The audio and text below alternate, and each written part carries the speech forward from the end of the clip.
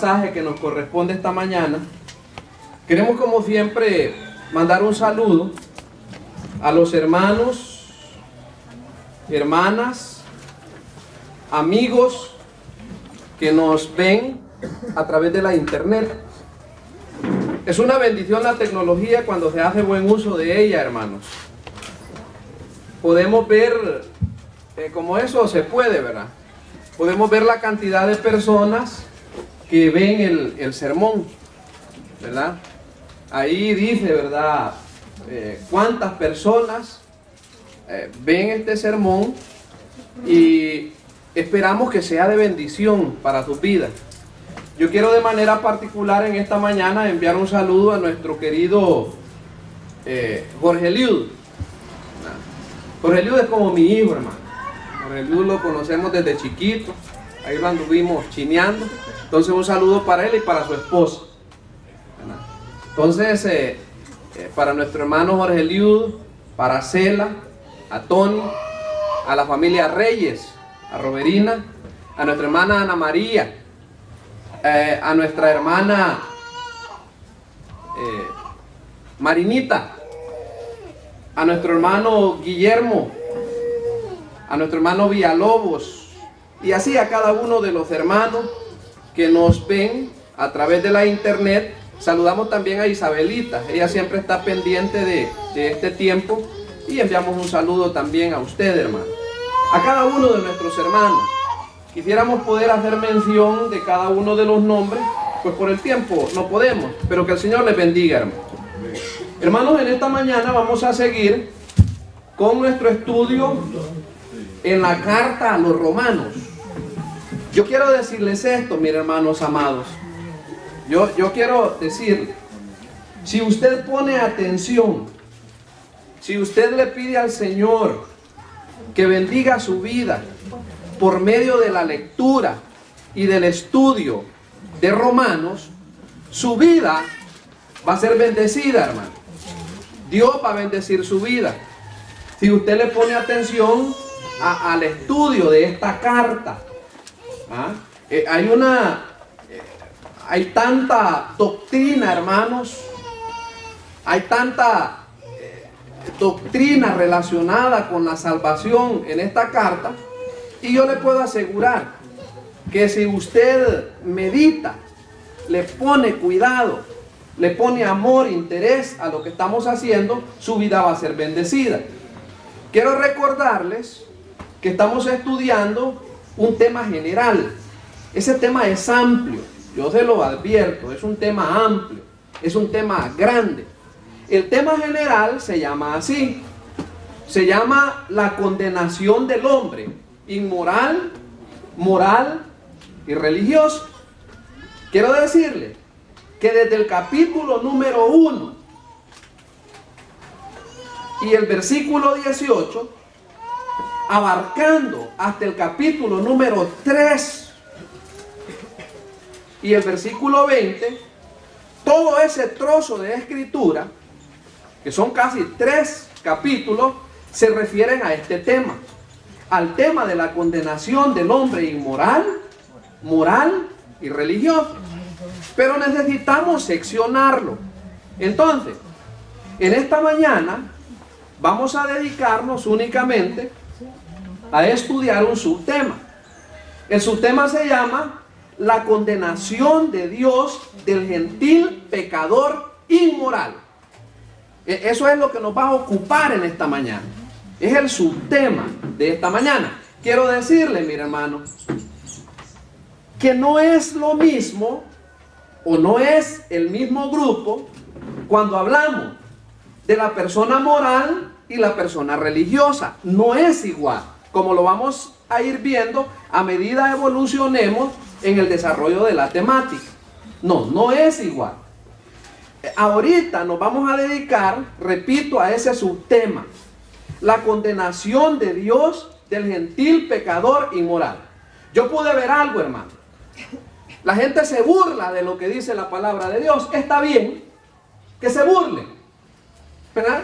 Que se burlen, que se rían, que se mofen de lo que dice la palabra de Dios.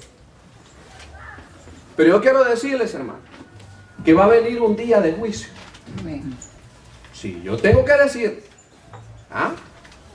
En el libro de los Proverbios dice que así se reirá Dios cuando venga sobre el hombre lo que el hombre teme. Mire, hermano, yo quiero recordarle esto. Hay una hebra delgadísima entre la vida y la muerte. Sí. Hay cosas que a mí me impactan. Y no es que a mí me guste hacer un reguero, hermano, de las noticias malas.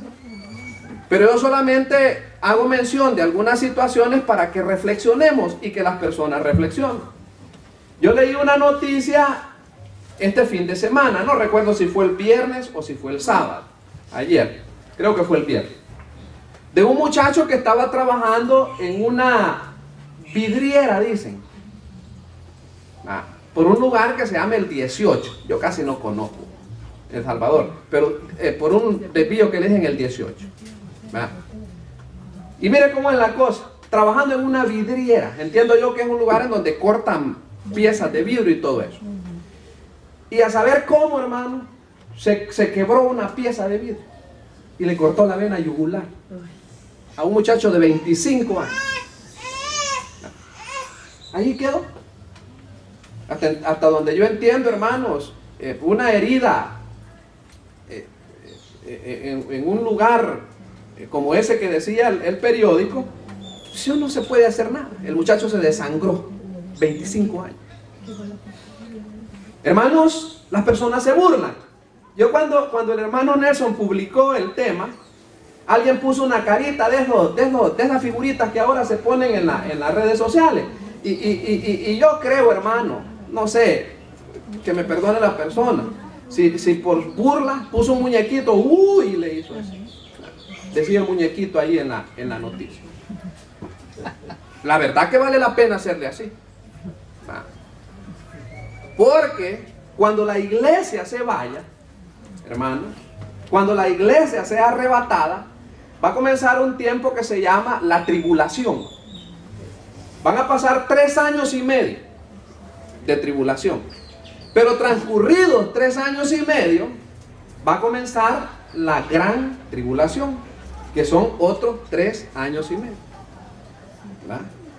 Nosotros anunciamos el Evangelio porque uno de los pasajes que yo voy a compartir con ustedes, que solamente es parte de los pasajes que ilustran nuestra reflexión, habla o hace alusión a la gran tribulación.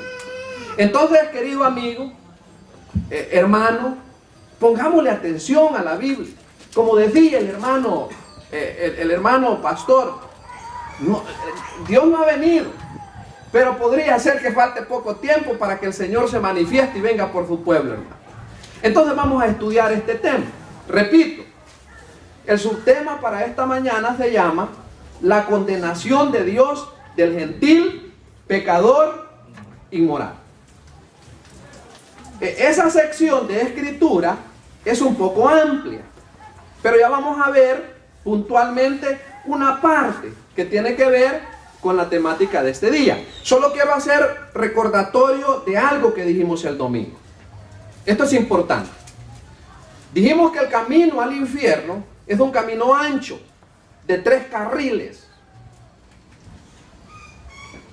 En un carril va el hombre moral, en el otro carril va el hombre inmoral y en el otro carril va el hombre religioso.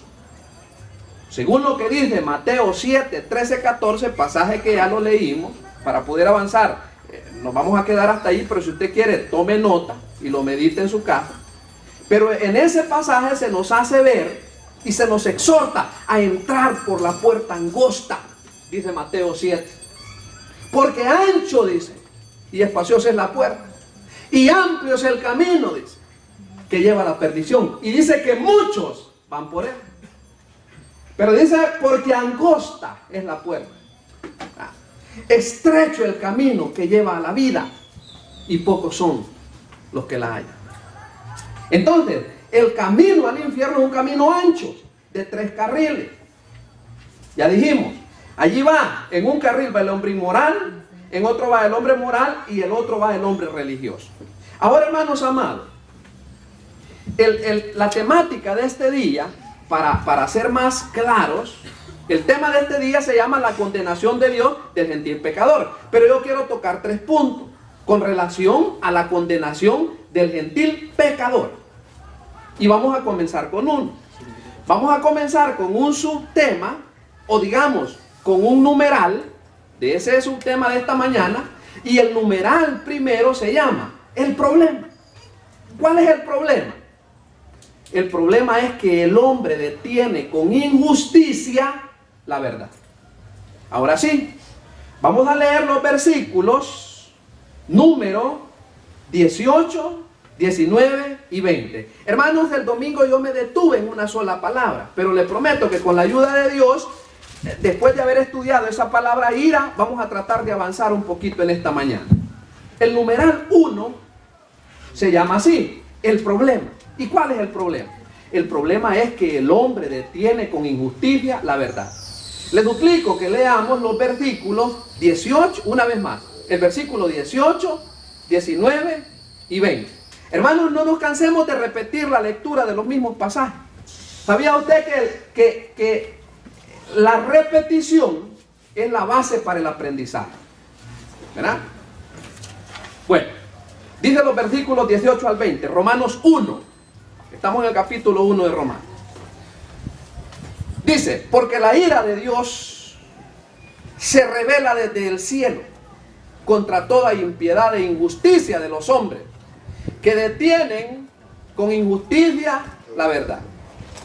Porque lo que de Dios se conoce les es manifiesto, pues Dios se lo manifestó. Versículo 20. Aquí está, hermano, cómo Dios ha revelado al hombre su ser, o cómo Dios le ha revelado al hombre. ¿Qué dice el versículo 20? Porque las cosas invisibles de Él, ¿cómo las podemos observar? Su eterno poder y deidad, aquí está, se hacen claramente visibles desde la creación del mundo, siendo entendidas por medio de las cosas hechas, de modo, oiga bien esta sentencia, que no tienen excusa. Amados hermanos, quiero decirles, miren, que el versículo número 20 nos da abundante evidencia que Él existe. El versículo 20 nos da evidencia que Dios existe. De esto aprendemos algo, hermano. Por ejemplo, mire, solo en el versículo 20 aprendemos primero de su eterno poder. El poder de Dios. Pero también, hermanos, en el versículo 20 se hace evidente la realidad de Dios por medio de la naturaleza. Mire, dice el versículo 19, mire, el versículo 19 nos hace entender algo. Porque dice el 19, porque lo que de Dios se conoce les es manifiesto. Oiga eso, hermano. Les es manifiesto a los hombres que niegan a Dios. O les es claro. Lo que de Dios se conoce les es claro. O les es manifiesto. Pero la pregunta es, ¿cómo es que les es manifiesto? ¿Sabe cómo es una forma, hermanos, de cómo les es claro o les es manifiesto la existencia de Dios a los hombres? ¿Sabe a través de qué? A través de la conciencia. ¿Ven? La conciencia, hermano. Todos tenemos conciencia. ¿Cómo definiríamos? ¿Cómo se puede definir a la conciencia? Usted piense ahí. Pero yo pienso que la conciencia es aquella voz interna que premia las acciones positivas y que censura las acciones negativas. Y todos tenemos eso. Pero no nos conformemos con lo que dicen los diccionarios o los pensadores. Miremos lo que dice la Biblia. Mire la claridad del versículo 19 del capítulo 1. Porque lo que de Dios se conoce les es manifiesto. Pues Dios se lo manifestó. ¿A través de qué? Primero, hermano, de su conciencia. Por ejemplo, mire, yo quiero que leamos otro versículo. Y como está cercano, hermano, yo quiero que esta mañana avancemos, pero el versículo está cercano. ¿Qué dice el capítulo 2 y el versículo 15 de Romanos? Mire cómo fue una de las formas como Dios se ha revelado al hombre, hermano, y se reveló desde el principio. ¿Qué dice Romanos 2:15? Sí, mostrando la obra de la ley escrita, ¿dónde, hermano? En sus corazones, dando testimonio, ¿quién, hermanos? Su conciencia. Mire, y acusándoles o defendiéndoles, ¿quién? Sus razonamientos. La conciencia, hermano. Mire, una persona, aunque no haya recibido ninguna instrucción bíblica, aunque nunca un niño haya ido a la escuela dominical, pero cuando se porta mal con la mamá, el niño dice: caramba, qué mal me porté con mi mamá, ¿verdad? Qué grosero fui con mi mamá. ¿Verdad? Hermanos, fíjense que cuando el Espíritu Santo, cuando contristamos al Espíritu Santo y nos portamos mal con nuestros seres queridos, a mí me funciona la conciencia. Caramba, qué grosero fui con mi mujer, digo. Y le pido perdón, ¿verdad? Perdóname, le digo yo. A veces yo ando preocupado, pero me acusa mi conciencia. Y desde el principio Dios se manifestó a través de la conciencia. Mire, yo siempre le digo de que la literatura, pues, hermano, a veces es producto hasta de las elucubraciones de los hombres. Dicen que había un poeta nicaragüense que era bolo, y que cuando mejor se inspiraba era cuando estaba bien. Pero aparte de eso, hermano, la literatura enseña. A mí me gusta leer una obra de un escritor que se llama Salvador Salazar Arrué. Entre la serie de cuentos, él es un costumbrista, pero en la serie de cuentos hay un cuento que se llama Semos Malos. Y a mí me gusta leerlo, ¿verdad? Y ahí se plantea en el cuento cuál es la situación ahí. Pero yo no quiero contarle el cuento, hermano. Yo solo quiero llevarle a esto, mire, que cómo la conciencia funciona.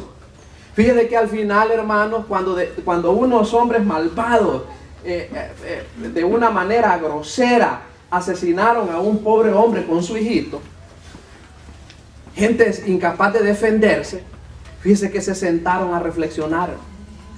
Y él mismo dijo, un hombre ahí: seamos malos, dijo.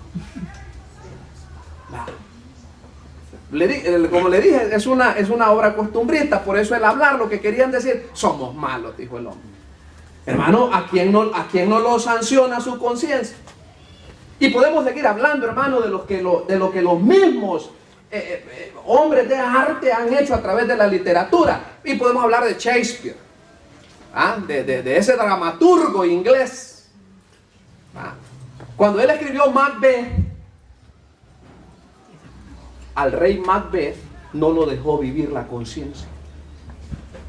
¿Sabe cómo le llama el escritor a la conciencia que no lo dejó disfrutar el reinado que le arrebató al rey Duncan? El puñal de la conciencia. Porque eso no lo dejó vivir. Yo solo quiero, hermano, que veamos lo que la Biblia dice en el versículo 19. Porque lo que de Dios se conoce les es manifiesto.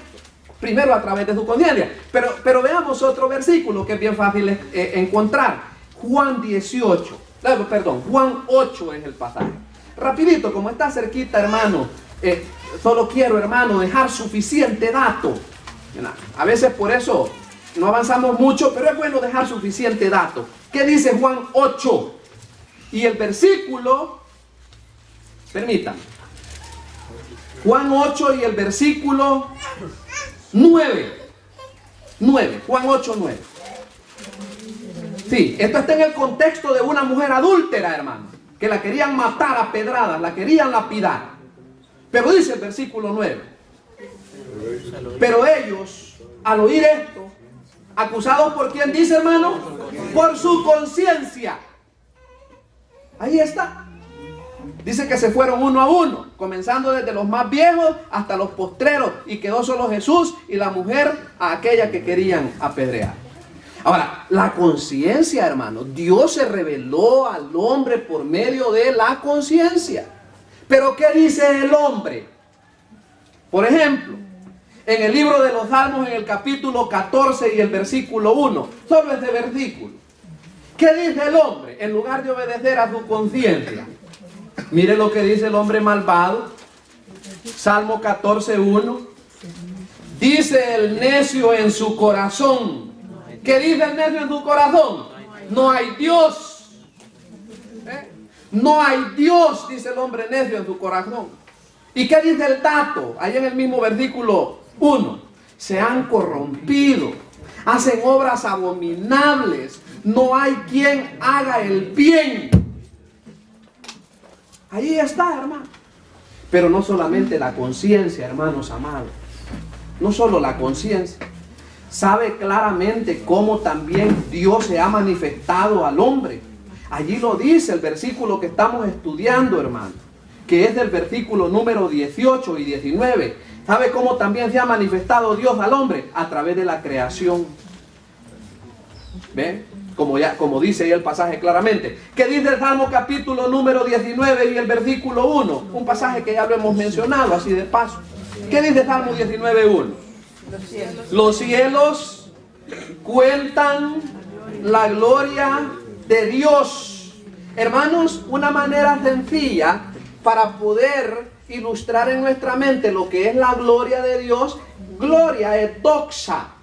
Pero para que tengamos una imagen fácil de capturar en nuestra mente, cuando hablemos de la gloria de Dios, pensemos de su resplandor. Entonces, dice el Salmo número 19 y el versículo 1. Los cielos cuentan la gloria de Dios. ¿Y qué más dice? Y el firmamento anuncia la obra de sus manos. Y si usted se va para atrás en los Salmos, en el capítulo 8 y el versículo 1, ¿qué dice Salmos capítulo 8 y el versículo 1? Miren, oh Jehová, Señor nuestro, cuán glorioso es tu nombre en toda la tierra. Has puesto tu gloria sobre los cielos. Quiere decir, hermano, que ya podemos contabilizar dos medios que Dios usó para revelarse al hombre. Primero la conciencia, pero también la creación. Ahora, yo quisiera de paso, hermano, para los hermanos que son acuciosos y que no se conforman con los pocos datos que aquí damos y que quieren indagar más. Magnífico, excelente, hermano. Y lo felicito si usted tiene ese corazón y esa mente inquisitiva. Excelente. Aparte de estos versículos, hay un pasaje que a mí me sorprende. A mí me sorprende. Y yo quisiera contagiarle, hermano, para que hoy en la noche usted medite en ese pasaje. Rapidito vamos a revisar unos versículos de ese pasaje, que se encuentra en el libro de Job. Job. Qué lindo el libro de Job, hermano. Qué lindo el libro de Job. Qué glorioso es el libro de Job. Mire cómo dice Job. Solo unos versículos, hermanos, porque es tan amplio y tan lindo esta exposición de Job que no tenemos tiempo. Pero estamos diciendo, hermano, estamos en este puntito, que Dios se ha manifestado a través de la creación. ¿Acaso la creación es producto de la casualidad? No, yo no creo. Imposible. Imposible.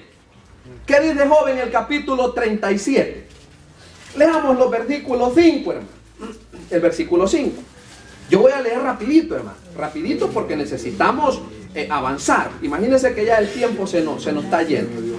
Job 37, 5. Yo quiero hacer esta lectura para que veamos cómo Dios se ha manifestado a través de su creación. Él hizo el planeta, hermano. Él lo hizo. Él hizo las constelaciones. Hermanos, fíjense que los griegos, con toda su sabiduría, como estudiábamos allá en el estudio, los griegos que filosofaban, no se explicaban cómo era que la tierra se encontraba en el vacío. No se explicaban. Pensaron en que Zeus había castigado al gigante Atlas y que le puso la tierra en sus hombros y que cuando le picaba la espalda le hacía así y que por eso temblaba. Después inventaron una tortuga cósmica que la pusieron sobre 4 elefantes y la serpiente, hermano, y un montón de inventos. ¿Y sabe qué hizo Dios? Puso la tierra sobre nada. Amén. ¿Cómo explicamos la matemática, hermano Nel? Pero mire, hermano, la belleza del capítulo 37 y el versículo 5 de Job. Solo, hermanos, una puntita, hermano, de la gloriosa creación de Dios. 37:5, rapidito voy a leer. Truena Dios maravillosamente con su voz. Él hace grandes cosas que nosotros no entendemos. Porque la nieve, dice, desciende a la tierra. También a la llovizna y a los aguaceros torrenciales. Así hace retirarse a todo hombre, para que los hombres todos reconozcan su obra. Las bestias entran en su escondrijo y se están en sus moradas. Del sur viene el torbellino y el frío de los vientos del norte. Por el soplo de Dios se da el hielo y las anchas aguas se congelan. Regando también llega a disipar la densa nube y con su luz esparce la niebla.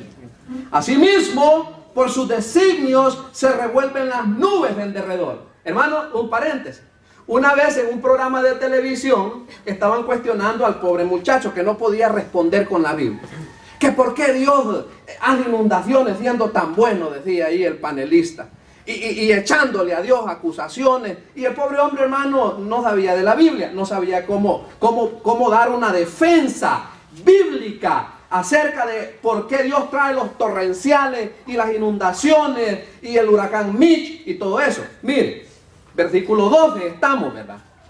Asimismo, por sus designios se revuelven las nubes en derredor, para hacer sobre la faz del mundo en la tierra lo que Él les mande. Versículo 13, ahí está la respuesta. Para aquella gente que no sabía de los torrenciales y de los huracanes y de los tsunamis. Versículo 13.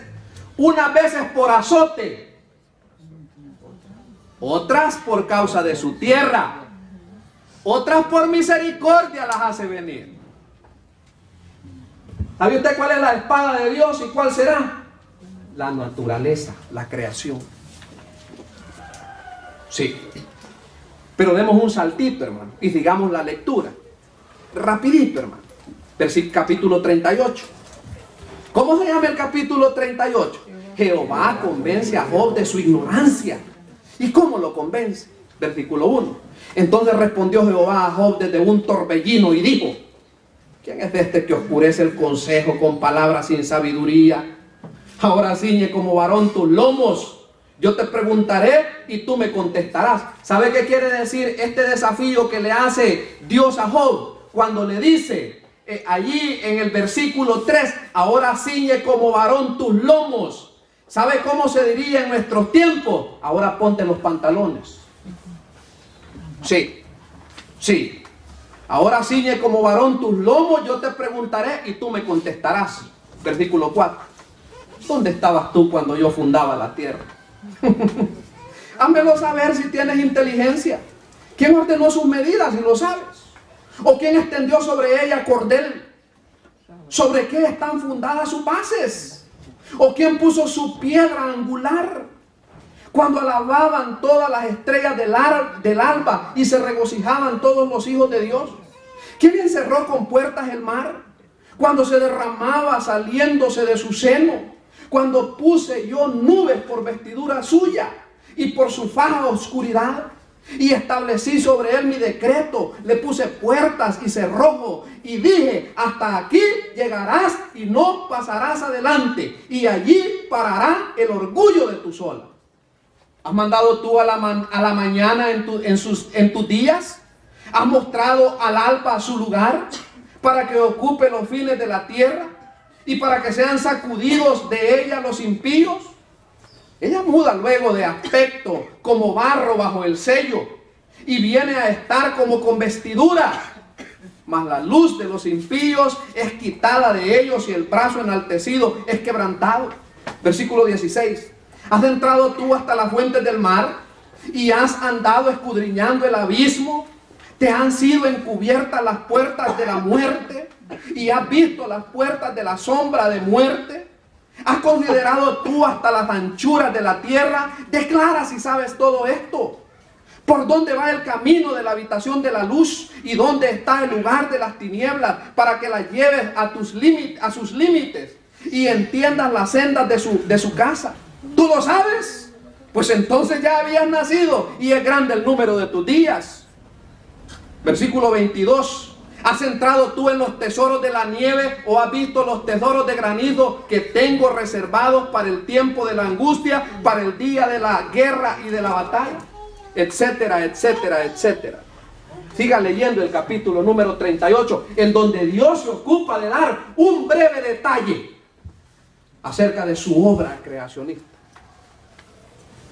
Regresemos a Romanos. Quiere decir, hermano, que Dios ha manifestado su gloria a través de la creación.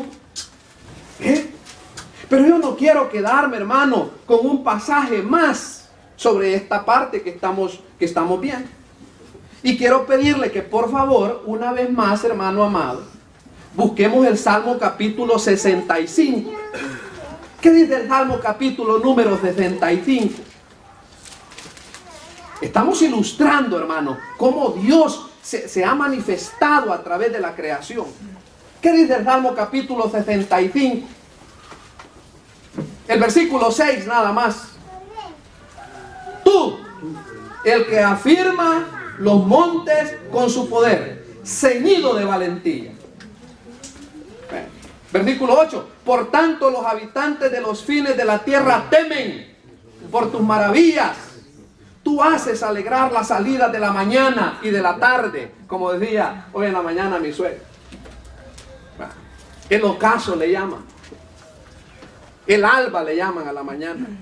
Tan lindo esos espectáculos. Dicen, hermanos, que es una cosa tan linda cuando uno va a viajar, la gente que viaja, y desde el avión se ve un amanecer. Qué tremendo. Hermano, cuando Neil Armstrong en el año 1969 puso un pie sobre la luna, ¿sabe qué hizo ese hombre? Relató Génesis capítulo número 1 y el versículo 1. Los cielos cuentan la gloria de Dios, dijo aquel hombre cuando vio aquella gloria, hermano. Mire, cuando la cosa era diferente, a mí me gustaba escalar el volcán Chaparrastique con unos muchachos, mis alumnos. De ahí cerquita, hermano. Se ve tan lindo aquello. Y ve que por eso me gustaba ir. Yo no les decía a los hipotes, pero yo me apartaba y me iba a orar a un lugar. Y yo veía aquella belleza. Pero el hombre que dice, hermano, en tu corazón dice el necio, no hay Dios. Y punto. Hermanos, pero yo quiero decirle esto. Nadie tiene una excusa. Nadie puede decir, yo no sabía que Dios existía. Mucho menos en nuestros tiempos, hermano. ¿Sabía usted que la responsabilidad nuestra para con la verdad divina es mayor? En los estudios dijimos una vez, ¿de cuántos libros constaba la Biblia que tenía Moisés? De 5. Sí, exacto. El Pentateuco. Moisés solo conocía Génesis, Éxodo, Levítico, Número y Deuteronomio. Solo conocía el Pentateuco.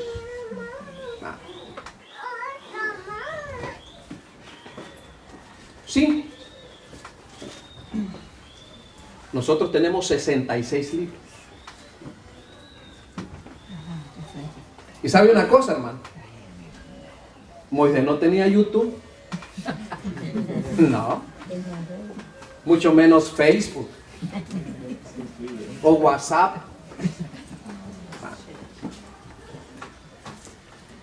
No tenía Biblias virtuales. No tenía Moisés. Cuando Cristo se le dio el rollo de Isaías, se le dio un rollo, porque era un pergamino. Así lo conservaban. Era piel de cabra y los enrollaban y los guardaban en unos depósitos especiales. Cuando hallaron los rollos del Mar Muerto, que es parte de la evidencia bíblica, encontraron unos rollos allá en el Mar Muerto, en unas cuevas. Y nosotros, hermanos, si no quiero oír la Biblia en MP3, busco el YouTube. Si me aburre el YouTube, busco el canal. Si no me gusta el canal, pongo ahí la aplicación. Si no quiero etcétera, etcétera. Habrá pretexto cuando el Señor venga y nos diga: ¿por qué te hiciste el desentendido? Iré a tener valor y capacidad de decirle: Señor, nadie me dijo.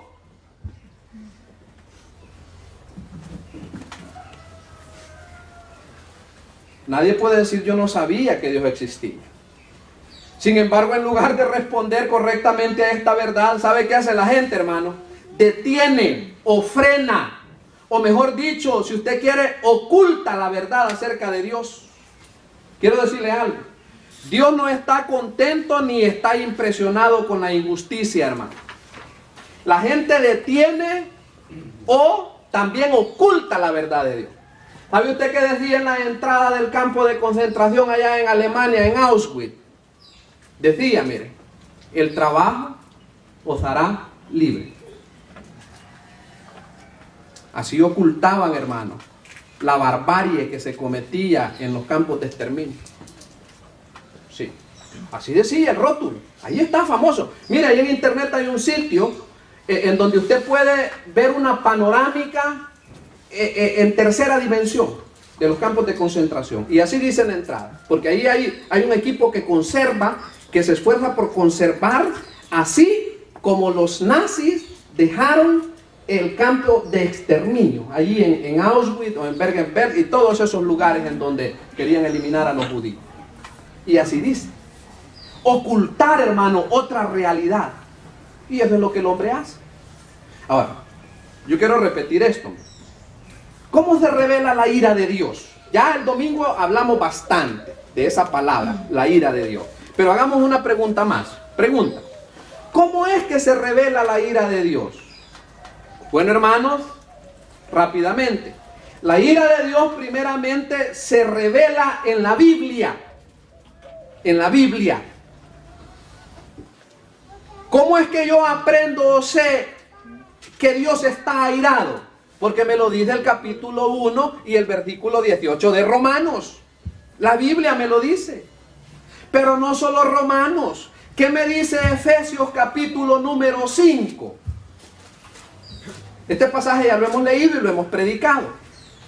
Pero estamos diciendo que la ira de Dios se revela primero en la Biblia.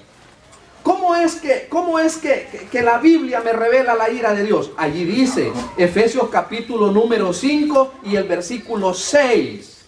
Solo vamos a leer el versículo pertinente por el tiempo, hermanos. Nadie os engañe con palabras vanas. ¿Ve? Y aquí la idea es, hermano, esto de palabras vanas es palabras vacías o palabras salameras. ¿Por qué? Porque por estas cosas viene la ira de Dios sobre los hijos de desobediencia. La gente se jacta diciendo, hermanos, que Dios hizo la vida para disfrutarla. ¿Verdad? Así dice la gente. No, hombre, si Dios hizo la vida para disfrutarla. ¿Ah? Así dice la gente. Pues como lo que estamos diciendo del Facebook. Decía alguien en una publicación ahí en la red social: me declaro de parranda navideña. Invítenme a cualquier, y decía una gran palabra que comienza con D. Así decía. Sí, así decía. Me declaro en parranda navideña. Invítenme a cualquier que comience con... Ahí decía la palabra. Y no está mintiendo, hermano. ¿Sabe usted en qué tiempo me eché yo mis primeros traguitos de alcohol? En Navidad. En Navidad. Hermano, pero la ira de Dios se revela. Aunque la gente finja, aunque la gente quiera cambiar la realidad, la ira de Dios se revela primero en su palabra. Pero quiero decirle un punto importante, hermano, y espero que no se nos olvide. Por eso yo voy a usar más de un versículo. La ira de Dios también se revela, hermanos, en la cruz de Cristo. Sí, oiga lo que estamos diciendo. La ira de Dios se revela en la cruz de Cristo. Por ejemplo, por favor, hermano, que no se le olvide, hermano amado. La ira de Dios se revela en la cruz de Cristo. Capítulo número 53 de Isaías. Este pasaje ya lo conocemos. Puede decir que la ira de Dios se revela en la cruz de Cristo. A ver, ¿cómo es esto? ¿Qué dice Isaías capítulo 53, versículos 4 hasta el número 6? Perdónenme, hermano, pero este pasaje a mí me quebranta. Dice 53, 4 de Isaías. Ciertamente, ya hemos dicho que este es un pasaje mesiánico. 700 años antes de que Cristo muriese, Isaías lo vio. Hoy en la mañana me preguntaba mi esposa, ¿y sabía Isaías de quién estaba escribiendo? No. El Espíritu Santo, como cuando el viento sopla las velas de un barco, lo inspiró. Pero él no sabía de quién estaba escribiendo. ¿Qué le dijo el etíope a Felipe? ¿De quién está diciendo estas cosas? ¿De él mismo o de otro? Esa es la revelación divina, hermano. Él vio a un siervo sufriente, pero Isaías no sabía. ¿Sabe a quién se le ha revelado eso? A nosotros. Amén. Para Isaías eso fue un futuro y para nosotros es un pasado. Pregunta: ¿quién tendrá mayor responsabilidad, hermano? Usted responda. Yo tengo mi respuesta. Pero mire cómo dijo Isaías del Cristo sufriente. Ciertamente llevó Él nuestras enfermedades y sufrió nuestros dolores. Y nosotros le tuvimos por azotado, por herido de Dios y abatido. Usted sabe, hermano, que el látigo que ocupaban los romanos se llamaba flagellum en el latín. ¿Y sabe qué hacían con el flagellum? Lo diseñaban con cuero. Y en los extremos le amarraban fracciones de hueso. ¿Sabe cuál era la idea? Desgarrar el cuerpo del que estaban castigando. Y dice Isaías, hermano, y nosotros le tuvimos por azotado, por herido de Dios y abatido. Mas el herido fue por nuestras rebeliones, molido por nuestros pecados. El castigo de nuestra paz fue sobre Él. Y por su llaga fuimos nosotros curados. ¿Y cuál fue la actitud, hermano, en el versículo 6? Todos nosotros nos descarriamos como ovejas. Cada cual se apartó por su camino. Mas Jehová cargó en Él el pecado de todos nosotros. Hermano, yo quiero explicarle algo, porque yo no estoy de acuerdo que se manipule a la iglesia del Señor. Hoy en la mañana mi esposa me mandaba un video que yo ya lo había visto, de una pastora, y lo cito entre comillas, que estaba invitando a la congregación para que hiciera promesas por $500. Sí, que llenaran sobres. Y se molestó cuando vio que un sobre iba vacío. Se vio ella molesta. ¿Y esto vacío? No, le dijo el hermano, adentro del cheque. Ah, vaya, ya contenta. En las iglesias se dice, en base a este pasaje, que los creyentes no tienen por qué enfermarse. Yo quiero explicarle, hermano, ¿cómo es eso que los creyentes no tienen por qué enfermarse? Yo ayer estuve en una conferencia para pastores y estudiantes del Instituto Gibbs de Duluth, de Minnesota, donde yo estudio, en el instituto donde yo estudio. Y siempre viene el pastor que es el pastor maestro y el director del instituto. Un instituto que enseña la Biblia. Y por 17 veces, el hermano Dennis Roxer siempre ha venido, pero esta vez no vino. ¿Y sabe por qué no vino? Porque el hermano, su esposa tuvo un parto gemelar, es decir, de gemelito, hace 27 años. Y uno de los niños, la niña, nació con parálisis cerebral. ¿Verdad que a veces nosotros nos sentimos mal por una cosita, hermano? Mire, fíjese que a mí me desequilibra, cosas pequeñas me desequilibran, hermano, se lo confieso. Necesito ir a la Biblia y leer la vida de fe y descanso para nuevamente retomar la tranquilidad en Cristo, hermano. Pero a mí me desequilibran las cosas pequeñas, hermano. Le confieso que a veces me gusta tener control de todo. ¿No le parece que es mejor dejar el control a Cristo? Descansemos en el Señor, hermano. Imagínense, el hermano no pudo venir a la conferencia porque no halló a la muchacha que le cuida, que solo ella sabe cómo le cuida a su hijita de 27 años con una parálisis cerebral. Un hombre que ha invertido miles de dólares en proclamar la doctrina sana del Evangelio. Yo quiero explicar. Cuando Isaías dice en el capítulo 53 y el versículo 4, ciertamente llevó él nuestras enfermedades. Cuando a usted le digan que los creyentes no tienen por qué enfermarse, no han entendido, hermano. Mi esposa está medicada desde hace 8 años. 8 años tenemos de levantarnos todas las mañanas a darle su medicina porque mi esposa no tiene glándula tiroides y por tanto su cuerpo no le produce esa hormona que la especialista le llama el TSH. ¿Qué quiere decir el profeta cuando dice que él llevó nuestras enfermedades? Le voy a explicar, mi hermano. Cuando Isaías escribió el capítulo 53, faltaban 725 años aproximadamente para que Cristo muriera. Y ya estaba escribiendo de Cristo. Yo quiero decirle esto, mire. Aunque los versículos se conjugan en pasado, predicen acontecimientos futuros.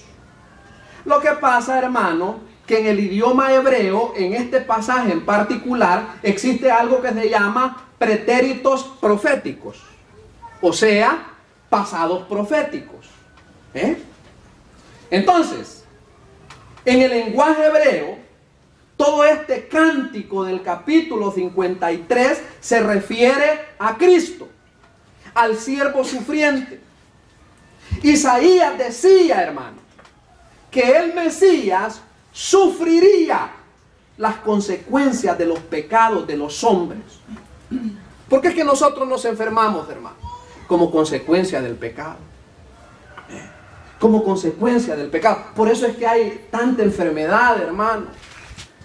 Este mes o esta semana, yo no sé, se está haciendo conciencia para esa enfermedad del SIDA. Leí un caso impresionante de un doctor de apellido Simán, Rodrigo Simán. Impresionante, porque me llamó la atención porque ese doctor, según leí, es un pediatra, como nuestro hermano amado Obed. Él es un pediatra y él se especializa en eso de cuidar a los niños que son seropositivos, es decir, que tienen ese virus ya en su sangre. Me impresionó y me gustó algo que dice, yo siento, según lo que escribe el doctor, que es un hombre humanista. ¿Sabe qué dice el doctor? Que él piensa que en el cuidado de esos niños se necesita más fe que ciencia. Qué lindo. Hermano, no olvide eso. A veces es más fe que ciencia. A veces es solo fe. Pero el punto es, hermano, ¿por qué nos enfermamos? Nos enfermamos a consecuencia del pecado. Yo le expliqué, hermano, que cuando Adán y Eva se comieron el fruto que Dios les dijo, el día que comieran de ese fruto ciertamente morirán. Yo le dije que no era un fruto envenenado. No es cuestión de que comieron y ¡pum!, se cayeron ya muertos. No, a partir de ese momento envejecieron. A partir de ese momento la materia genética entró en un deterioro franco, inmediato, hermano. Se hicieron viejos. Comenzaron las fiebres quizá. Comenzaron los males. Cuando el profeta Isaías dice en el capítulo 53, ciertamente llevó Él nuestras enfermedades y sufrió nuestros dolores, está diciendo, hermano, que la consecuencia del pecado Cristo cargó con ella. ¿Ve? Los pecados de los hombres, las tristezas, las penas de la vida, Cristo cargó con ella. Es increíble, hermano. Fíjese bien, es increíble que los mismos judíos que lo vieron morir pensaron que era castigado a causa de su propio pecado. ¿De dónde sacamos eso? De lo que dice el versículo 4. ¿Sabía usted, hermano, que cuando Cristo iba por la vía dolorosa, que le llaman, y que allí está ese lugar, en Tierra Santa, es uno de los lugares que yo le pido al Señor, si algún día Él quiere, que me deje conocer? Cuando Cristo iba por la vía dolorosa, ¿sabe qué decía la gente? Y cuando lo veían despedazado, a ver qué mal hizo este, decía. Así decía la gente. A saber qué malacate será este, decía la gente. Por eso dice Isaías 53, 4 al final, y nosotros le tuvimos por azotado, por herido de Dios y abatido. Pero ¿cuál era la verdad, hermano? Él iba sufriendo la causa de nuestra rebelión. ¿Ve? Mateo, hermano, el Evangelio de Mateo, sí encontró un cumplimiento análogo, se le llama esto. Es decir, un cumplimiento, hermano, literal. Pudo comparar lo que Cristo hizo cuando anduvo acá, en un pasaje que vamos a leer. A estas palabras en el ministerio de sanidad de Jesús, Él encontró una comparación. ¿Qué dice Mateo capítulo número 8? Hermanos, busquemos en la Biblia, hermano. No se canse de estudiar la santa palabra del Señor. Mateo 8. Este sí es un cumplimiento literal, análogo, sobre el pasaje de Isaías 53. ¿Qué dice Mateo en el capítulo número 8 y el versículo 16? Dice, si no he encontrado el pasaje, yo se lo leo, hermano. Y cuando llegó la noche, trajeron a Él, es decir, a Cristo, muchos endemoniados. Y con la palabra echó fuera a los demonios y sanó, ¿a quién dice, hermano? A todos los enfermos. Versículo 17. Para que se cumpliese lo dicho por el profeta Isaías cuando dijo, y nos manda al capítulo 53 que nosotros estamos leyendo. Él mismo tomó nuestras enfermedades y llevó nuestras dolencias. Eso es lo que se llama un pasaje análogo, ¿verdad? Exactamente al relato de Isaías. Ahora, porque la enfermedad es resultado del pecado, hermanos, que el siervo pagó con su propia vida. Y para eso yo quiero que revisemos otro versículo que se encuentra en Hebreos 9. Hebreos 9, hermano. Vamos ahora a la carta a los Hebreos, pero en el capítulo número 9. ¿Qué dice Hebreos 9 y el versículo número 28? Sí, Hebreos 9, 28. Así también Cristo fue ofrecido una sola vez. ¿Para qué? Para llevar los pecados de muchos.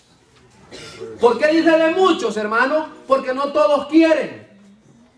¿Ven? Para llevar los pecados de muchos. Punto y coma.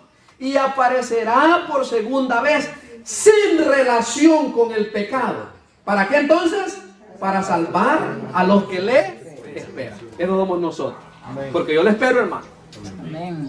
Yo le espero. ¿Verdad? Ese es el tercer tiempo de la salvación. Entonces, hermano, pero no nos dejemos manipular, hermano.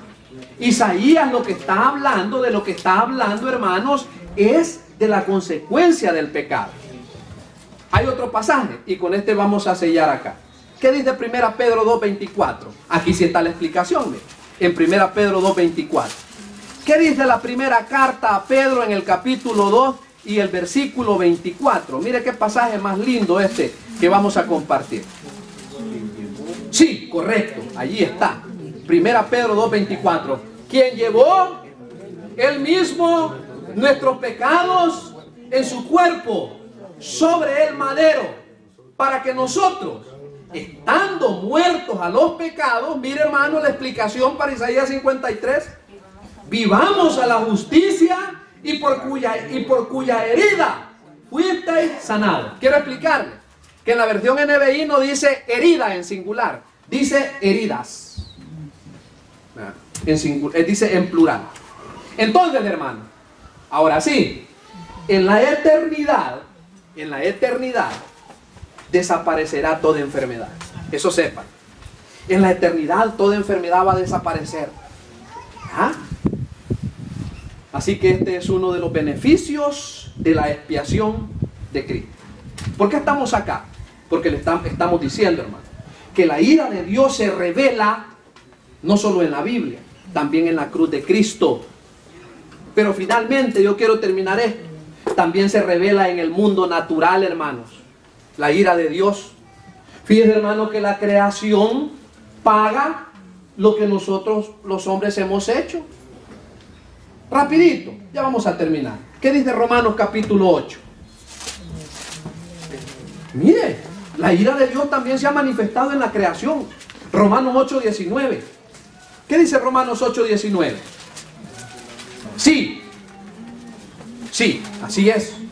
Porque el anhelo ardiente de la creación es el aguardar la manifestación de los hijos de Dios. Porque la creación fue sujetada a vanidad, no por su propia voluntad, sino por causa del que la sujetó en esperanza. Porque también la creación misma será libertada de la esclavitud de corrupción a la libertad gloriosa de los hijos de Dios. Porque sabemos, versículo 22, que toda la creación, ¿qué hace, hermano? Gime a una, y a una está con dolores de parto hasta este momento. Alguien dice, hermano, si usted no me cree a mí, pregúntele a los agricultores.